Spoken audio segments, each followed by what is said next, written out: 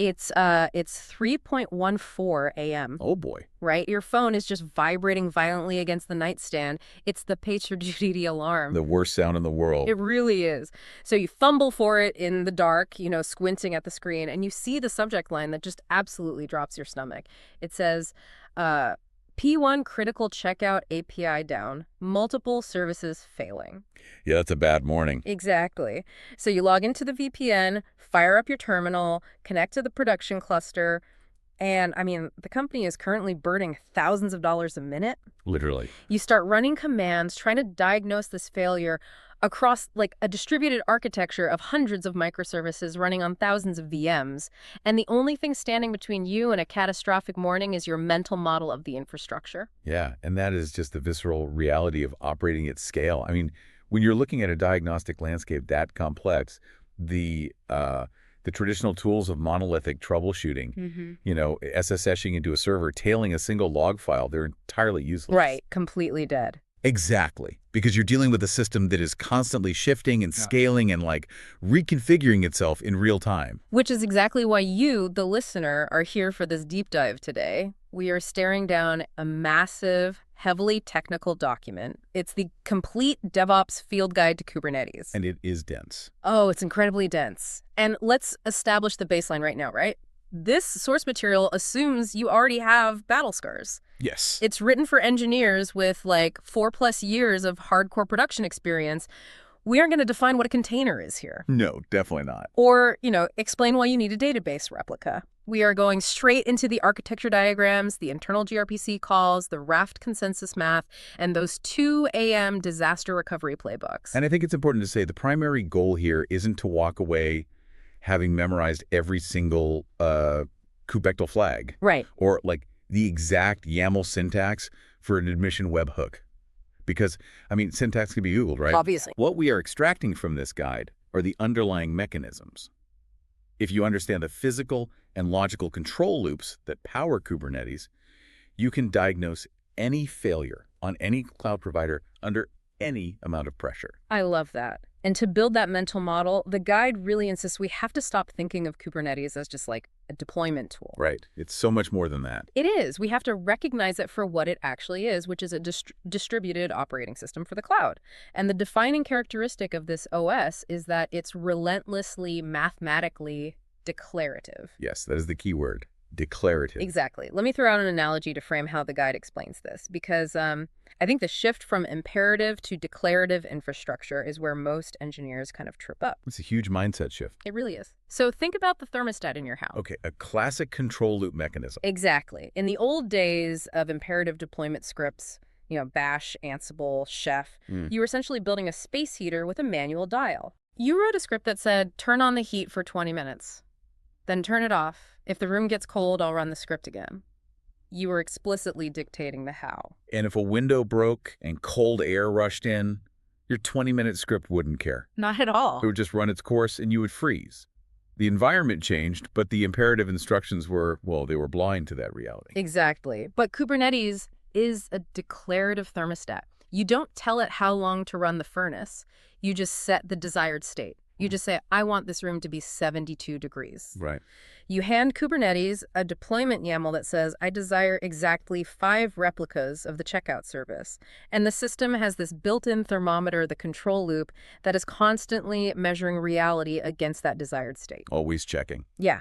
So if a physical server in your AWS region catches fire and takes down 2 of your checkout pods, the temperature just dropped. Yep. Kubernetes registers that variance and automatically kicks on the furnace, scheduling 2 new pods on healthy nodes to bring reality back to that desired state of 5. And that control loop is literally the beating heart of modern site reliability engineering.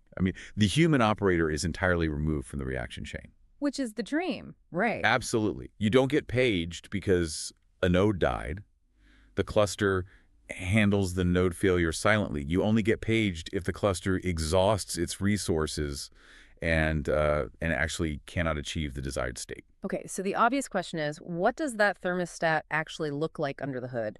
How does this system coordinate state across thousands of disparate machines? Well, the guide breaks the cluster architecture down into 2 logical layers. Okay. You have the control plane, which we can think of as the brain, and the worker nodes, which are the brawn. Okay, let's unpack this. Let's pry open the brain first. So the control plane is composed of several discrete daemons, but the absolute center of gravity is the kube-apiserver. And the guide makes it very clear this isn't just like a simple REST interface. It's the ultimate gatekeeper. Absolutely zero communication happens in the cluster without passing through it. All right. You run a command from your laptop. It hits the API server. Yep. A worker node needs to report its health, API server. But it's not just passing messages along. It's running them through a gauntlet. A very strict gauntlet. First, it handles TLS authentication and RBAC authorization, like, are you who you say you are, and are you allowed to do this? Right. But then it hits the admission controllers, and this is where the real power lies. Yeah. You can configure mutating admission webhooks that literally intercept your deployment YAML in midair. Which is wild. It really is. Yeah. It intercepts it, rewrites it, say, by automatically injecting a security sidecar proxy like Envoy into your pod, and then passes it along to be validated. That is just incredibly powerful for platform teams. I mean, you can enforce organizational policies silently without the developers ever having to add the sidecars to their own manifests. Exactly. It just happens magically for them. Yeah. But once the API server validates the request, it has to store it somewhere. And this is where we get to the component that the guide paints as the single most critical point of failure in the entire ecosystem. Et cetera. Yes, etc. The document has this massive warning box that essentially says, if you lose your etc. cluster and don't have a snapshot, your company is practically starting over from scratch. And honestly, it's not an exaggeration. No. Not at all. Etc. is a distributed, strictly consistent key value store. It is the sole source of truth for the entire cluster. Because the API server itself is stateless. Exactly. The API server remembers nothing. Every deployment, every secret, every network policy, every single IP address assigned to a pod is stored in, etc. Wow. If it corrupts, the worker nodes might temporarily keep running the containers they already have, Yeah. but the brain has profound amnesia. You can never update an app, scale up, or even confidently know what the cluster was supposed to look like. That is terrifying. So the guide mandates running, etc., as a highly available cluster of 3 or 5 nodes in production. And let's dive into the mechanics of why those specific numbers matter, because it ties directly into how distributed consensus works, etc., uses the Raft consensus algorithm, right? Right. Because in a distributed database, you can't have multiple nodes blindly writing data at the same time. Right. Chaos. Exactly. Or you get split brain scenarios where half the cluster thinks the database password is A and the other half thinks it's B. Raft solves this through strict leader election. So one node is the boss. Precisely. One etc. node is elected the leader.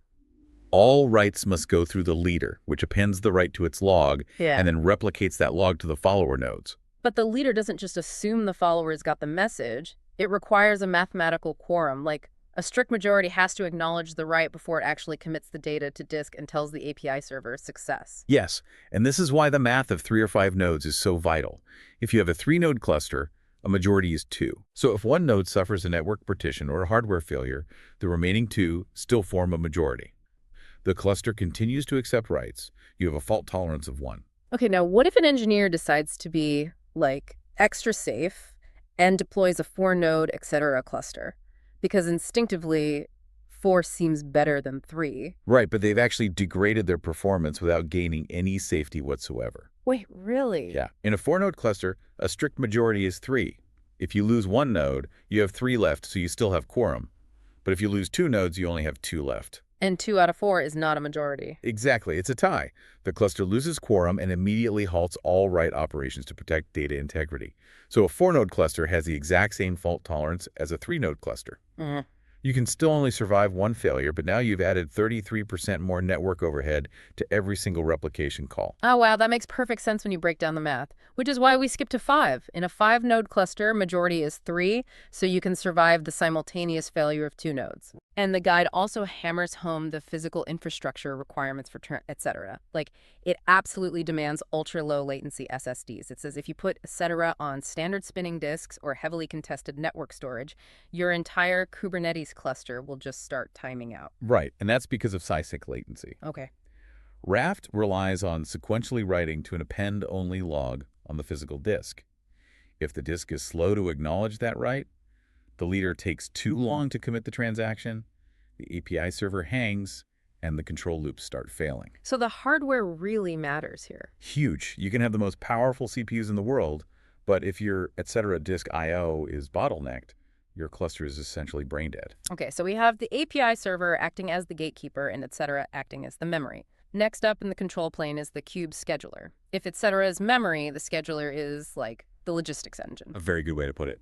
Right, because when you submit that deployment YAML for 5 checkout pods, the API server writes the desired state to, et cetera.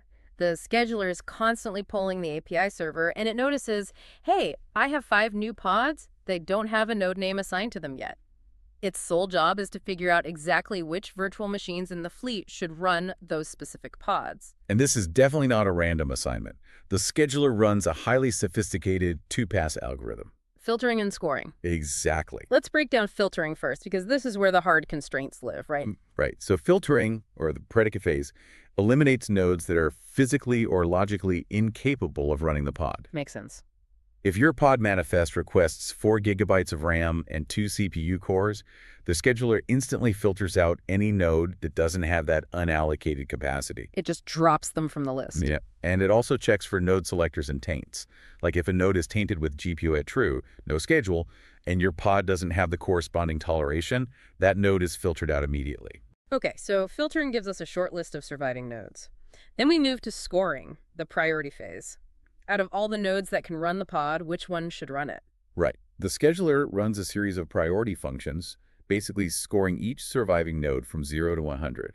It looks at image locality like, does this node already have the 2 gigabyte Docker image cached on its disk? Oh, so it saves time downloading. Exactly. Scored higher to save network bandwidth.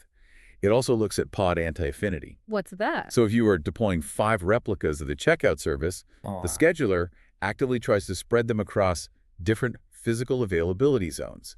It penalizes nodes that already have a checkout pod on them. Right, ensuring a single underlying rack failure doesn't wipe out your entire service. Precisely. The node with the highest aggregate score wins, the scheduler binds the pod to it, and updates, etc. Beautiful. So that brings us to the final piece of the brain, the kube-controller-manager. We talked about the thermostat control loop earlier. Yeah. This daemon is where those loops physically live, isn't it? It is. It's a compiled binary that runs dozens of distinct reconciliation loops concurrently. Like what?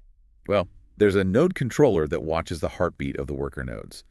If a node stops responding for 5 minutes, the node controller officially declares it dead and initiates the process of evicting all the pods that were on it. Just ruthless. Very. There's also a replica set controller that handles the exact math we discussed earlier. If we want 5 pods and only see 3, it issues the command to create 2 more. It is the relentless enforcer of reality. Okay, so that is the control plane in all its glory. Now we have to pivot to the brawn, the worker nodes. These are the actual EC2 instances or physical servers doing the heavy lifting. And the representative of the control plane on every single node is a local agent called the kubelet. Yeah, the kubelet is essentially the captain of the ship for that specific node. Okay. When the scheduler assigns a pod to node A, the kubelet on node A sees that assignment via the API server. It takes the pod specification and is responsible for actually making it run on the local operating system. So it sets it up. Right. It sets up the networking, mounts the storage volumes, and constantly monitors the health of the containers, reporting back to the API server. But the kubelet doesn't actually run the container processes itself, does it? It delegates that down to the container runtime. Yes. And this is where the guide addresses a piece of history that caused absolute mass hysteria in the engineering community a few years ago, the deprecation of Docker. Oh, man. I remember that day. Right. The guide explicitly states, Docker was deprecated as a runtime in Kubernetes 1.24. I remember when this headline dropped, panic just swept through DevOps teams. People thought millions of Docker files and pre-built images were suddenly useless. Let's definitively clear this up. If Docker is deprecated, what is actually running my container? The panic was incredibly widespread, but it really stemmed from a misunderstanding of what Docker actually is. Oh. Well, Docker is not one thing. It's a massive stack. It has a CLI for humans, an image building engine, a REST API, and a container runtime.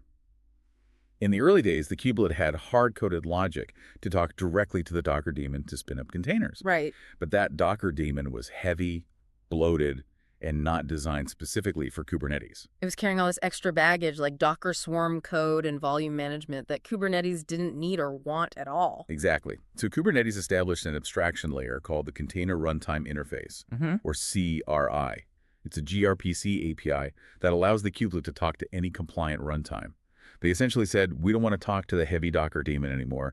We want to talk to lightweight, purpose-built runtimes like Containered or CRIO. And Containered was actually extracted from Docker, right? It's the core component Docker uses under the hood to manage the container lifecycle anyway. Precisely. So when Kubernetes deprecated Docker, they only deprecated the hard-coded bridge to the bloated monolithic daemon. They swapped the engine to containerize. But here is the critical point that resolves the panic. Your Docker images are built to the Open Container Initiative, the OCI specification. Containered is an OCI-compliant runtime. It pulls your standard Docker image and runs it exactly as Docker would have. You don't change your Docker files. You don't change your CI/CD pipelines. The underlying machinery just got significantly leaner and faster. That is a massive relief and a great example of how Kubernetes constantly evolves to decouple its architecture. So, okay, we have our control plane brain making decisions and our kubelet and containered brawn executing them. What are they actually executing? What are the core objects we manipulate? Well, the absolute smallest deployable unit in this ecosystem is the pod. Notice we do not deploy containers directly. We deploy pods. The guide is adamant about this. A pod is a sandbox. It wraps one or more containers, and the critical mechanism here is that all containers within a single pod share the exact same Linux network namespace, the same IP address, and the same port space. They can literally communicate with each other over localhost.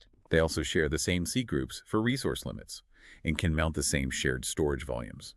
It's really designed for tightly coupled processes like your main web application container and maybe a sidecar container that forwards logs to Datadog. But the guide lays down a cardinal rule here. In practice, never create bare pods. Never. You can write a pod.yaml and apply it, but it's considered an anti-pattern. If a pod is the fundamental unit, why are we forbidden from using it directly? Because pods are mortal and they have zero survival instinct. That's a dark way to phrase it, but accurate. It's true. If you deploy a bare pod to a worker node and that worker node suffers a kernel panic and crashes, the pod dies with it. The API server marks it as dead, and that is the end of the story. Kubernetes will not magically resurrect it on another node. You explicitly asked for a pod on that node. It died. Transaction complete. Okay, so to get the self-healing magic, we have to wrap our pods in higher-level abstraction controllers. These controllers manage the life cycle and the desired state of the pods. The two heavyweights the guide compares are deployments and stateful sets. Let's tackle deployments first. Right, so this is what you use for like 90% of your workloads. Stateless applications like web front ends, REST APIs, or background workers. My favorite mental model for deployments is to think of them as light bulbs in a massive chandelier. I like that. Right, because if you are running a web tier, you don't care about the individual identity of any specific web server. You don't name your light bulbs bulb A and bulb B. If a bulb burns out, you don't send it to the shop for repairs. You unscrew it, throw it in the trash, and screw in an identical replacement. You only care that there is light. That maps perfectly to the stateless paradigm. I mean, a web API doesn't store permanent data on its local file system. Any incoming HTTP request can be routed to any of the replica pods, and the response will be identical. Because identity doesn't matter, the deployment controller stamps out pods with random hashes in their names, like checkout AP7B89 A4C-2PLQ. If that pod gets evicted and a new one spins up, the new one gets a completely different random hash. But then we hit stateful sets. If deployments manage interchangeable light bulbs, stateful sets manage absolute divas. Very much so. These are used for stateful distributed applications, PostgreSQL clusters, Elasticsearch, Kafka brokers. The guide emphasizes that these systems require strict startup order, stable network identities, and sticky storage. Let's dig into the why here. Why does a database care so deeply about its name? Why can't it just be a random hash? To understand this, you really have to look at the mechanics of database replication. Let's use a standard PostgreSQL cluster. You have one primary node that accepts all the write operations, and two replica nodes that stream the write-ahead logs from the primary so they can serve read queries and act as failovers. A very standard architecture. Right. But for this cluster to function, the replicas must know the exact network address of the primary at all times. If the primary fails, the replicas execute a distributed election protocol to promote a new primary. Okay. This requires a stable, predictable network topology. If you deployed this database using a deployment controller, the pods would have random hashes for names, and every time a pod restarted, its IP address and DNS name would change entirely. Oh, so the replicas would constantly lose track of the primary? Exactly. The cluster would just fracture. Yeah. You would suffer from a split-brain scenario where two nodes might both think they're the newly elected primary, and they would both start accepting writes. When the network resolves, those conflicting writes corrupt the database entirely. It is a catastrophic failure. So how does the stateful set prevent this? It enforces strict sequential identity. Instead of random hashes, it names pods sequentially. DB0, DB1, DB1, DB2. It guarantees that DB1 will not even attempt to start until DB0 is fully up and ready. Oh, that's smart. Furthermore, it creates a headless service that grants each individual pod a permanent, predictable DNS record.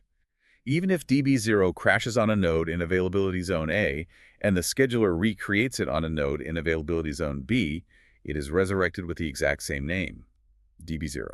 And it doesn't just keep its name, it keeps its data. The guide notes that stateful sets use sticky, persistent volume claims. When DB0 resurrects on the new node, the control plane reaches out to the cloud provider, detaches the physical hard drive from the dead node, attaches it to the new node, and mounts it back into DB0. Yep. The database wakes up, sees its data intact, and resumes operation as if nothing happened. It provides the illusion of permanence in a deeply ephemeral environment. The guide also briefly touches on daemon sets and cron jobs to round out the controllers. A daemon set bypasses the standard scheduler logic to ensure that a specific pod runs on every single eligible worker node in the cluster. Yeah, it's the infrastructure layer. Like if you need to collect system-level metrics or forward container logs to a central aggregator, you don't want to manually deploy a logging agent every time the cluster scales up. Too much work. Exactly. You deploy a Fluent or Datadog daemon set. The moment the AWS auto-scaling group adds a new EC2 instance to the cluster, the daemon set controller detects the new node and instantly schedules a logging pod onto it. And you can use node selectors or tolerations to target specific hardware, right? Like if you have a subset of GPU nodes, you can run an NVIDIA device plugin daemon set that only targets nodes with the GPU label. Correct. And cron jobs are simply the Kubernetes implementation of traditional Linux cron. They wrap job controllers, which are designed for run-to-completion tasks. You schedule a cron job to spin up a pod at 2 a.m., execute a database backup script, upload the dump to an S3 bucket, and then gracefully terminate. Okay, so we have these highly intelligent controllers orchestrating our pods, but that introduces a massive logistical problem. If our database pods need their own sticky hard drives, and our web pods need to communicate with our database pods across a constantly shifting network of underlying VMs, how do we actually wire all of this together? This is where the guide dives deep into storage and networking. Let's tackle the storage abstraction first. The Container Storage Interface, or CSI. Historically, storage was the hardest part of container orchestration. If a developer wanted to mount a network drive into their pod, they had to write cloud-specific API calls directly into their deployment scripts. They had to know how to provision an AWS EBS volume or a Google persistent disk. Which completely destroys the portability of Kubernetes. I mean, if you hard code AWS volume logic into your YAML, you can never migrate that application to Azure without rewriting everything. Precisely. Kubernetes solved this elegantly by completely decoupling the request for storage from the provisioning of storage. They introduced three objects: the persistent volume, which is the PV, the persistent volume claim, the PVC, and the storage class. The analogy I use here is a high-end restaurant coat check. As a developer, I don't care about the logistics of the coat room. I don't care if it's managed by AWS, Azure, or an on-premise NetApp SAN. I don't care what type of hangers they use. I just write a PVC manifest. That is my coat check ticket. Exactly. The PVC simply declares, I need 100 gigabytes of read-write-once storage, and I want it from the premium fast storage class. And then you submit that ticket to the API server. The Kubernetes controller sees the PVC and looks at the premium fast storage class definition. The platform engineers have configured that storage class to point to, say, the AWS EBS CSI driver. Okay. The CSI driver intercepts the ticket, reaches out to the AWS API under the hood, dynamically provisions a 100 GB GP3 SSD in the correct availability zone, and registers it in Kubernetes as persistent volume, or PV. The ticket, the PVC, is then cryptographically bound to the PV, and the pod mounts the PVC. The developer got exactly what they needed without ever running a single AWS command. And if you take that exact same PVC YAML and apply it to a Google Cloud cluster, the GCP storage class intercepts it and provisions a Google disk instead. The abstraction is flawless. It's beautiful.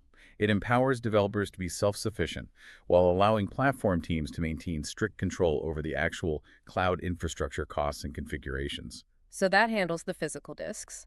But what about the network? The guide describes the Kubernetes network model as a flat network.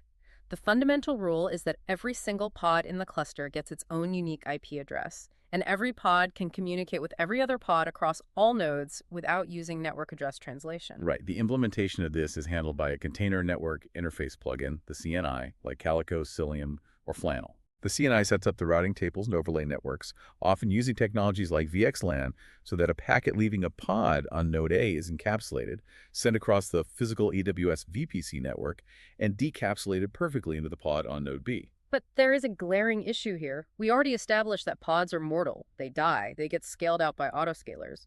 When a pod dies and gets recreated, it gets a completely different IP address from the CNI. So if my front-end web server needs to talk to my back-end checkout API, how does it know where to send the HTTP request? It can't rely on the pod IP. No, you never ever hard-code a pod IP address. You rely on the Kubernetes service object. A service provides a stable, permanent IP address and a stable DNS name that sits in front of a dynamically changing group of pods. Let's trace the mechanics of this. I create a service called checkout SVC. Kubernetes assigns it a permanent virtual IP, let's say 10.96 onmort 0.50. Behind the scenes, the service uses label selectors to identify its endpoints. It constantly watches the API service saying, give me the IP addresses of all healthy pods that have the label app checkout. If there are 5 pods, the service maintains a dynamic list of those 5 ephemeral IPs. So when the front-end web server wants to make a request, it sends the packet to the virtual IP 10.96.0.50. What actually intercepts that packet and routes it to one of the 5 pods? That is the job of kube-proxy, which is a daemon running on every worker node. In modern clusters, kube-proxy usually operates in immutables or IPVS mode. It constantly updates the Linux kernel's networking rules on the worker node. Oh, wow. Yeah. When the front-end pod sends a packet to the virtual IP, the local kernel intercepts it immediately, applies a load balancing algorithm, often just random selection or round robin, and rewrites the destination IP of the packet to be the actual IP of one of the 5 back-end pods. It happens deep within the kernel. And the developer experience is even simpler because of Core DNS. The front-end developer doesn't even need to know the virtual IP 10.96.0.50. They literally just write their code to make an HTTP GET request to http.checkout-svc. Yeah. Core DNS is the internal phone book. It automatically provisions a DNS record for every service created in the cluster. When the front-end pod makes that request, it checks its local ecresolve.conf, queries Core DNS, resolves the name to the virtual IP, and kube-proxy handles the rest. It's brilliantly orchestrated, but that is all internal east-west traffic inside the cluster. Here's where it gets really interesting. The guide shifts gears to north-south traffic, how external users on the actual internet reach our applications. And here, the guide provides a massive financial warning. It explicitly states, do not expose every service using a load balancer type. Let's unpack the cost implications here. Yeah, this is a big one. If you define a service as type load balancer, the Kubernetes Cloud Controller Manager reaches out to AWS, Azure, or GCP and requests a dedicated physical network load balancer for that specific service. An actual NLB. Right. That load balancer gets a public IP address on the internet and routes TCP traffic down into your cluster. Which sounds great until you realize how microservices scale. Yeah. If you have an e-commerce platform with 50 distinct microservices, checkout, inventory, user profiles, reviews, and you expose all 50 using load balancer services, AWS is going to spin up 50 separate network load balancers. Yes. You pay a baseline hourly fee for every single one of them, plus data processing fees. Your infrastructure bill will absolutely explode. It is wildly inefficient. To solve this, the guide introduces the ingress object and the ingress controller. Instead of 50 dumb layer 4 load balancers, you deploy exactly one. You spin up one external AWS load balancer, and you point it at an ingress controller running inside your cluster. The ingress controller, usually something like Nginx, HAProxy, or Envoy, is a highly intelligent layer 7 reverse proxy. And layer 7 means it understands the actual HTTP and HTTPS application traffic. It could look inside the packet. Right. So a user hits your public IP. The traffic flows into the Nginx ingress controller. Nginx reads the HTTP request header and looks at the URL path. It evaluates a set of declarative routing rules. It says, the user is requesting a checkout. I know that path. I will route this traffic internally to the checkout SVC. Or it says, the user is requesting images. I will route this to the static assets SVC. You are multiplexing dozens or hundreds of internal microservices through a single external IP address and a single cloud load balancer. It drops your cloud bill drastically. Huge savings. Plus, it centralizes your TLS termination. You don't have to manage SSL certificates on 50 different microservices. You mount the certificate on the ingress controller, it decrypts the traffic at the edge, and routes it internally via plain HTTP. Okay, so we have data flowing in from the internet, hitting our ingress, routing via CorDNS to our services, hitting our pods, and writing to our CSI provision storage. The architecture is complete, but a robust architecture is completely useless if it's fundamentally insecure. Very true. This brings us to the security primitives, the vaults and the bouncers. How do we pass sensitive configuration like database passwords, API keys, and TLS certs into these pods without hard-coding them into our GitHub repositories or Docker images? So the native Kubernetes solution is the secret object. You define your password in a YAML file as a secret, apply it to the cluster, and etc. stores it. You can then project that secret into your pod as an environment variable or mount it as a physical file in an in-memory volume. But this is where I hit a wall reading the guide. Yeah. It has this massive red warning section about the default state of secrets. It explicitly clarifies that out of the box, Kubernetes secrets are not encrypted. They are simply base64 encoded. Which is to say they are obfuscated. Base64 is an encoding scheme designed to safely transmit binary data across text-based protocols. It is not encryption. It requires no key to decode. It is the cryptographic equivalent of a child writing a secret message backward. Pretty much. Anyone with basic read access to the cluster can run kube-tell, get secret DB password OYAML, copy the base64 string, drop it into their terminal, type base64 decode, and instantly read your production database password in plain text. For an enterprise-grade orchestration system, defaulting to zero encryption feels almost negligent. Why design it this way? It really comes down to the philosophy of Kubernetes as an unopinionated foundation. It assumes that security postures vary wildly between, say, a local development cluster and a banking production environment. Okay. So it provides the API object, but assumes the cluster administrator will implement the actual cryptographic boundaries. So how do we actually lock this down in production? The guide provides two main avenues. The first is enabling, etc., key management service, KMS, encryption at rest. You integrate the API server with a cloud provider's KMS, like AWS KMS. Right. When you create a secret, the API server sends the plaintext password to AWS KMS. AWS encrypts it with a highly secure cryptographic key and returns the ciphertext. The API server then stores that ciphertext in, etc. So it's safe on disk. Now, if a malicious actor steals the physical hard drive's backing, etc., or gains access to an etc. backup file, they only see mathematical garbage. They cannot read the passwords without access to the AWS KMS key. That protects the storage layer. But a more modern, robust approach, the guide highlights, is entirely bypassing Kubernetes storage for the source of truth using the external secrets operator. Yes, this is the enterprise gold standard right now. You don't store your secrets in Git or even primarily in Kubernetes. You store them in a dedicated, audited enterprise vault like HashiCorp Vault, AWS Secrets Manager, or Azure Key Vault. And the external secrets operator runs as a pod in your cluster.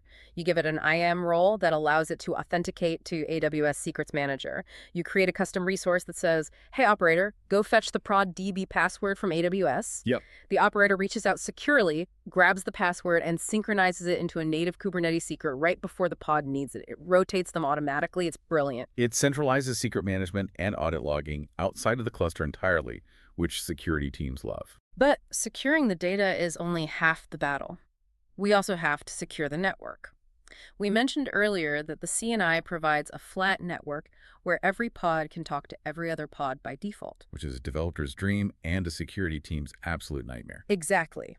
If a hacker finds a vulnerability in a minor, unimportant front-end pod, say, an image resizing service exposed to the internet and achieves remote code execution, they now have a beachhead. Oh, yeah. Because the network is flat, they can use that compromised pod to run Nmap port scans across the entire cluster IP range. They can find your internal, unexposed Redis caches or Postgres databases and start brute forcing them over the network. The blast radius is total. Right, and to contain that blast radius, you must implement network policies. These are native Kubernetes objects that act as internal pod-level distributed firewalls. The guide stresses implementing a default deny zero trust model. What does that actually look like in practice? You apply a fundamental network policy to an entire namespace that explicitly drops all ingress and egress traffic.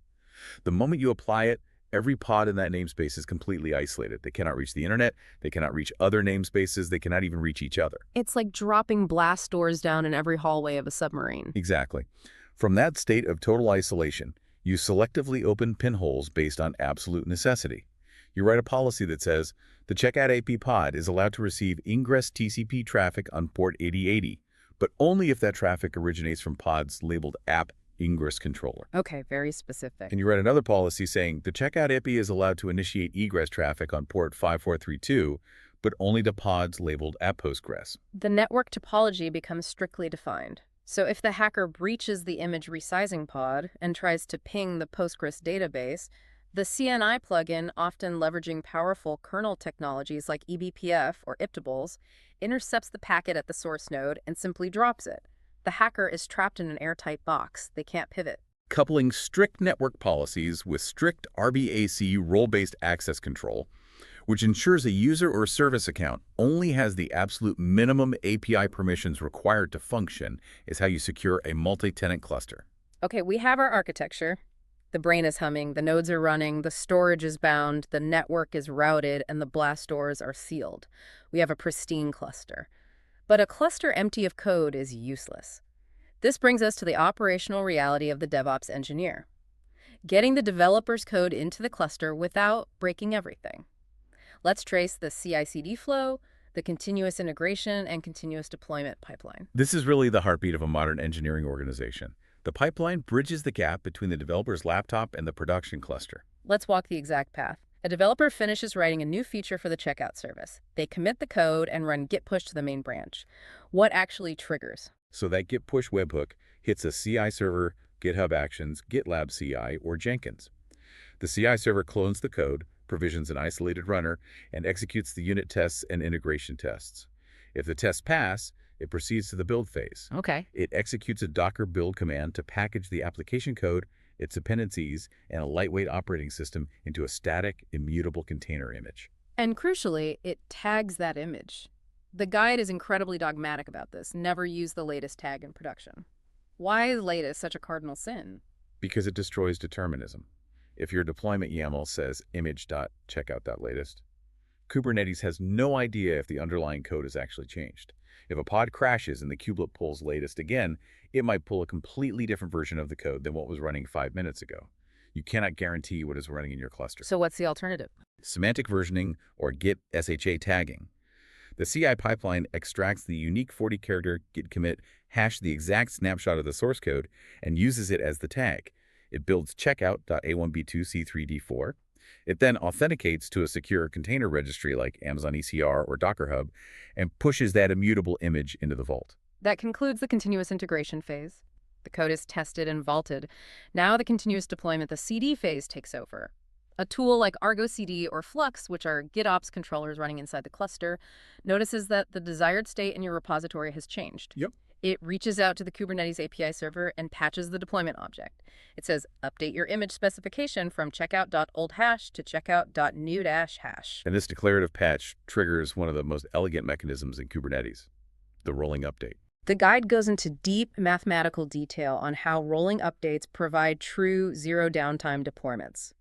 This was a genuine light bulb moment for me when I worked through the logic. To achieve zero downtime, you have to balance speed and safety, and Kubernetes handles this using two parameters on the deployment object: max surge and max unavailable. Let's really unpack these, because understanding this math is critical to incident-free deployments. Yeah, let's set up a scenario. You have a deployment running 10 replicas of the checkout service on version 1.0. You trigger a deployment to version 1.1. If the deployment controller just killed all 10 pods and tried to spin up 10 new ones, you'd have an outage. A massive one. So it uses these parameters to throttle the rollout. Max surge dictates how many extra pods the deployment is allowed to create above your desired state of 10. Max unavailable dictates how many pods it is allowed to drop below your desired state of 10. Exactly. Let's say you configure max surge 2 and max unavailable 0. This is a highly conservative, safety-first configuration. Because max unavailable is 0, the controller is mathematically forbidden from terminating any of the original 10 pods yet. It must maintain 100% capacity. So it has to search. It looks at max search 2 and says, okay, I'm allowed to spin up 2 new pods running version 1.1. We have 12 pods running in total, 10 old, 2 new. But it doesn't just blindly throw internet traffic at those 2 new pods. This is where probes come in. Probes are the safety sensors of the control loop. Kubernetes uses liveness probes to check if a pod has fundamentally crashed. But during a deployment, it relies on readiness probes. The readiness probe is a configuration where the kubelet actively polls an HTTP endpoint on your application like health ready every few seconds. The kubelet asks, are you initialized? Have you connected to the database? Are your caches warm? And until that endpoint returns an HTTP 200 OK status code, the pod is considered unready. The service endpoints controller will refuse to add the pod's IP address to the load balancer rotation. No actual user traffic will be routed to it. This is the genius of it. Let's say one of the new version 1.1 pods passes its readiness probe. It is now serving live traffic. The controller sees that it has 11 healthy ready pods. Because it only desires 10, it's finally allowed to terminate one of the old version 1.0 pods. Right. It brings the count back down to 10, then it surges another new pod, waits for it to become ready, and terminates another old one. It cascades this process, slowly turning over the fleet 2 pods at a time until all 10 pods are running version 1.1. It's an automated, graceful transition. But the true power of this system isn't how it handles success. It's how it handles failure. What happens if the developer introduced a fatal bug in version 1.1? What if the new code immediately crashes on startup because of a missing database column? Oof. If that happens, the controller surges the 2 new pods, but those pods will crash. They will never return a 200 OK to the readiness probe. They will remain in an unready state. And because they never become ready, the deployment controller's mathematical logic dictates that it cannot terminate any of the old pods without violating the max unavailable Landry rule. So what does the cluster do? It just pauses. It completely halts the rollout. The 10 old pods running version 1.0 continue serving 100% of the production traffic perfectly. The users experience absolutely zero downtime. Is zero. The bad code is isolated and bleeding out in the background, never receiving a single user request. The system effectively tests your code in production, and if it fails, it acts as an impenetrable safety net. The developer gets a Slack alert that the deployment's stalled. They can check the logs of the failing pods, fix the bug, and push a new commit, all without causing a major incident. It completely removes the terror of a Friday afternoon deployment. But even with these incredible safety nets, complex distributed systems still find spectacular ways to fail. Which brings us to the final and most intense section of the guide. In the trenches. SRE troubleshooting and case studies. When the PagerDuty alarm goes off at 3 a.m. and the entire checkout flow is returning 500 errors, how do you logically approach the chaos? The guide establishes the golden path of troubleshooting. When adrenaline is high, you need a deterministic workflow. You do not start randomly restarting pods or blindly executing commands. You follow the path. Step 1. Kube-controller get pods in the affected namespace. You are looking at the status column. Are they running? Are they pending? Are they in crash loop back off? Step 2. Once you identify a failing pod, you run kube-controller describe pod and then the pod name. You don't read the whole wall of text. You scroll immediately to the bottom to the events section. The guide notes that 80% of the time, the control loops tell you exactly why they are failing in the events. Failed to pull image, insufficient CPU, failed scheduling. But what if the events just showed that the container started and then immediately died? What if the application code itself threw an exception? That leads to step 3, kube-controller logs. Yeah. But there is a massive caveat here that trips up junior engineers constantly. Oh. If a pod is in a crash loop backoff, it means the container is repeatedly starting, crashing instantly, and restarting with an exponential backoff delay.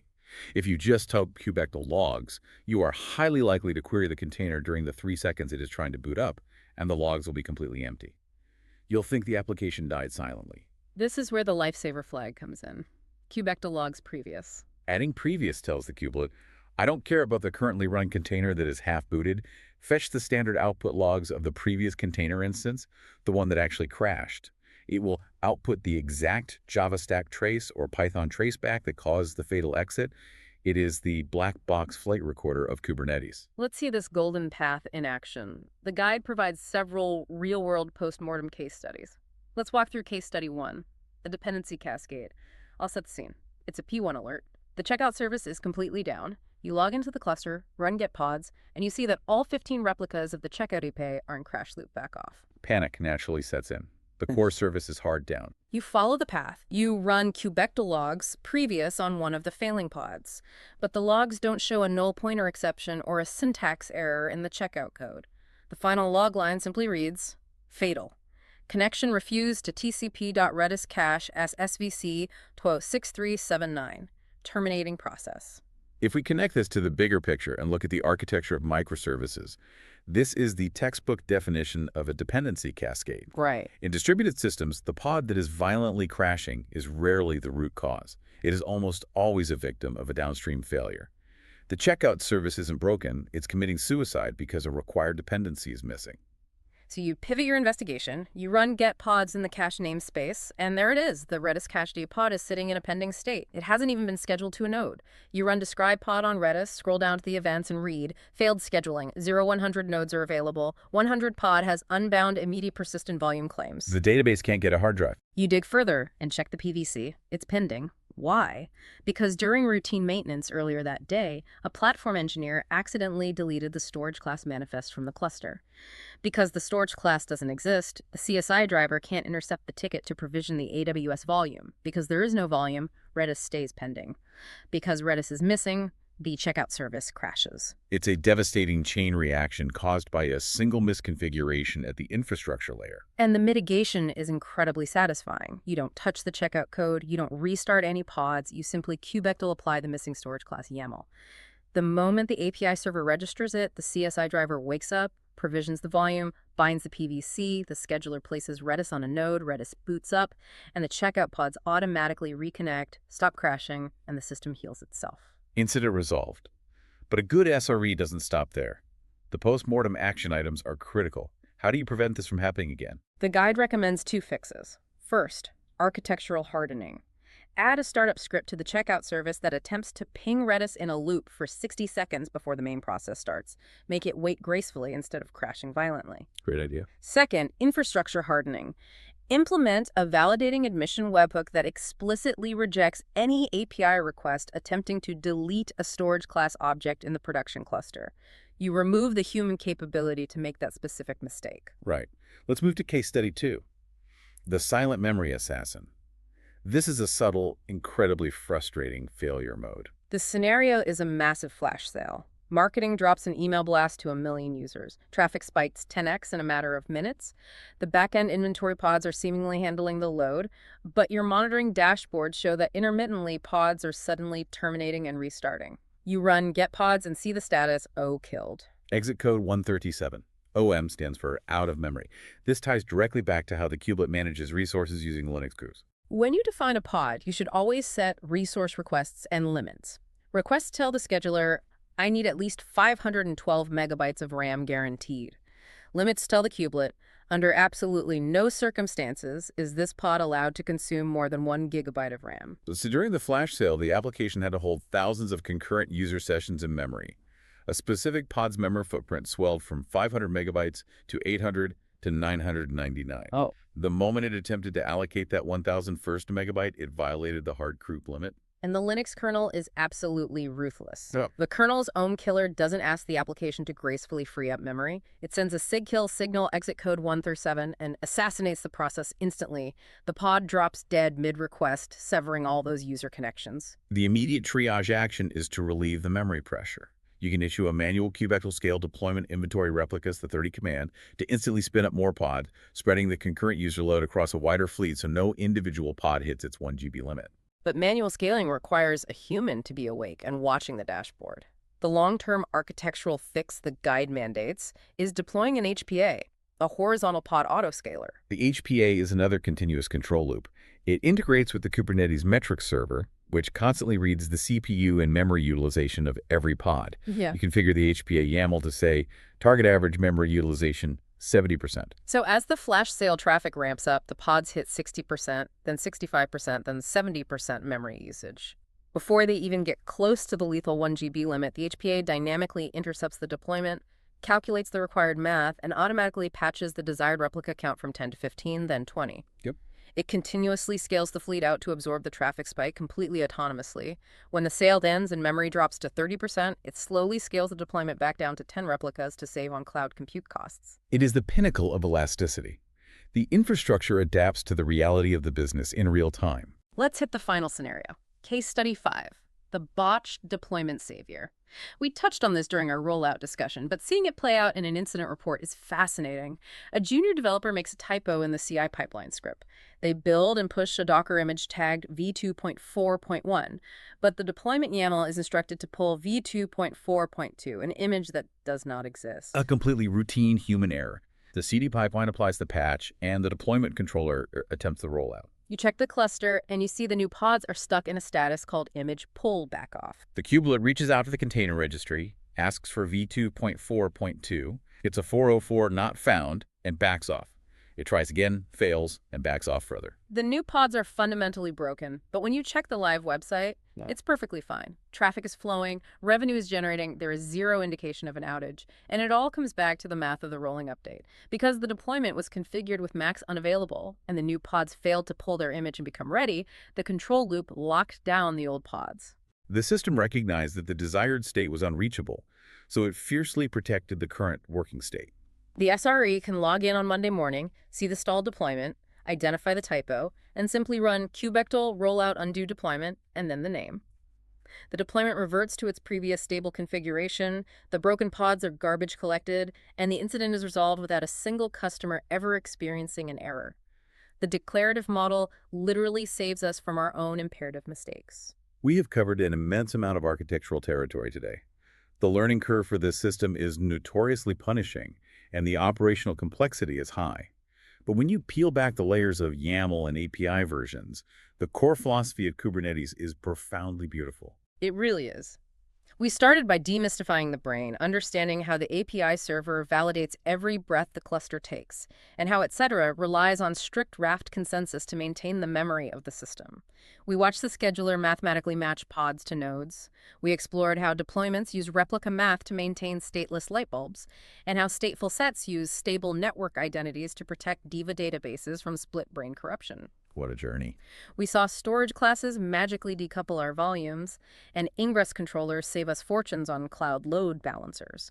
We locked down our network with default deny policies, watched rolling updates provide zero downtime safety nets, and stepped into the trenches to diagnose dependency cascades and memory assassins using the log's previous flight recorder. It's a mental model of an entirely new paradigm of computing. You aren't managing servers anymore, you are managing state. So what does this all mean? That leads to a final, slightly provocative thought I want to leave you to mull over. We've seen how this platform leverages control loops to automatically scale based on load, heal itself when hardware fails, and block bad code from ever reaching the end user. The system is becoming increasingly, profoundly autonomous. If the cluster can detect an OM kill, scale itself out, repair a degraded state, and maintain uptime while the SRE is fast asleep, are we approaching a future where the infrastructure manages itself entirely? It's a valid question. If the machine becomes entirely self-healing, what exactly does the role of the human engineer look like 10 years from now? Are we simply building the ultimate machine that replaces us? Or are we just abstracting the complexity up a layer, building a more incomprehensibly complex machine for us to fix when the algorithms finally fail? It reminds me of the thermostat analogy you used at the very beginning. We stopped having to manually shovel coal into the furnace, but someone still has to design the thermostat, tune the PID controllers, and understand the thermodynamics of the house. Exactly. We aren't the people shoveling the coal anymore. We are the engineers designing the control loops. Our job isn't manually fixing the server. Our job is maintaining the massive distributed intelligence of the system itself. And understanding those deep mechanics is a deep dive worth taking. Thanks for joining us.